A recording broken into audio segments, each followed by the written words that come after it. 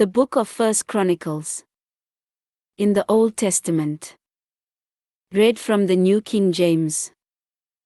1 Chronicles chapter 10 verse 1 through 14. Now the Philistines fought against Israel. And the men of Israel fled from before the Philistines, and fell slain on Mount Gilboa.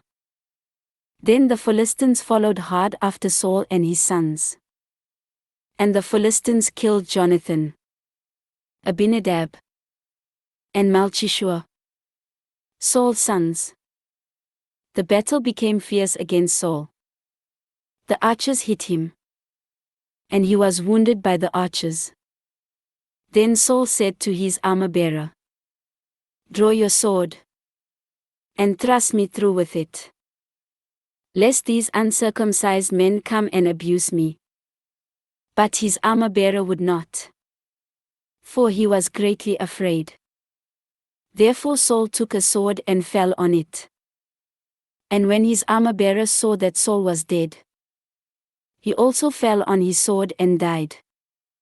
So Saul and his 3 sons died, and all his house died together.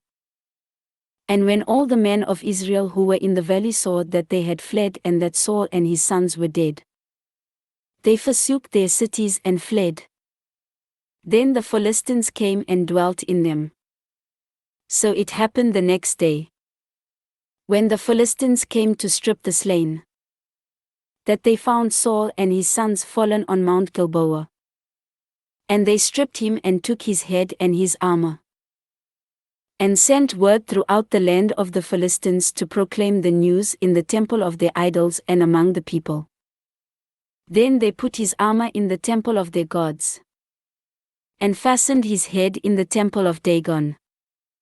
And when all Jabesh Gilead heard all that the Philistines had done to Saul, all the valiant men arose and took the body of Saul and the bodies of his sons, and they brought them to Jabesh, and buried their bones under the tamarisk tree at Jabesh, and fasted 7 days. So Saul died for his unfaithfulness which he had committed against the Lord, because he did not keep the word of the Lord, and also because he consulted a medium for guidance. But he did not inquire of the Lord.